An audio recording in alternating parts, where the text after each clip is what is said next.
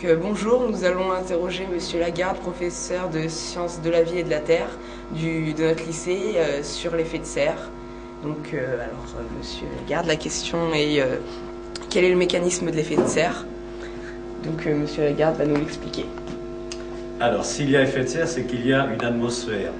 Je vais vous représenter une planète telle que la Terre si elle n'avait pas d'atmosphère. À la distance où se trouve la Terre par rapport au Soleil, alors faisons en sorte que les rayons du Soleil frappent la planète et que cette planète réfléchisse le rayonnement.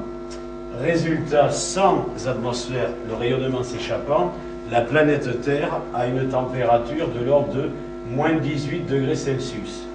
Alors vous me dites, mais pourquoi moins 18 degrés Celsius? Eh bien, il suffit de se dire qu'on compare avec la température de la Lune n'ayant pas d'atmosphère, et là, cette température moyenne là. La température moyenne de la Terre actuellement est de 15 degrés Celsius. Donc vous voyez qu'il y a plus 33 degrés Celsius qui sont liés à l'effet de serre. Alors cet effet de serre, il vient de quoi précisément?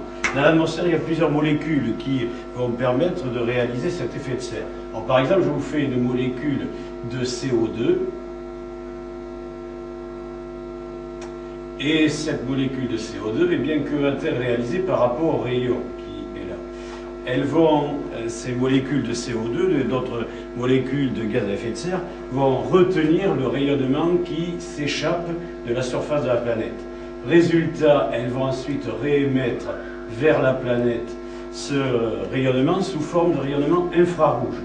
Voilà, ça, ce sont des infrarouges. Les infrarouges, ce sont les rayonnements qui induisent de la chaleur. Ce sont des rayonnements que l'on dit thermiques. Voilà. Alors, tout ceci a fonctionné depuis que l'humanité existe. L'humanité existe, disons, au bas mot, au moins depuis 2 millions d'années, mais n'a pas influencé du tout sur cet effet de serre.